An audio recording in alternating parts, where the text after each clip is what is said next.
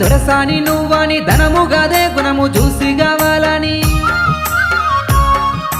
చూడంగా మెచ్చిన నవ్వంగా నచ్చిన సూపుకెవడి తినే చున్నై సుడి తినే అడుగులే తవ నా ఎంట అరుసుకుంటామా నత్తినే ఈ పూట అడుగులే తవ నా ఎంట అరుసుకుంటామా నత్తినే ఈ పూట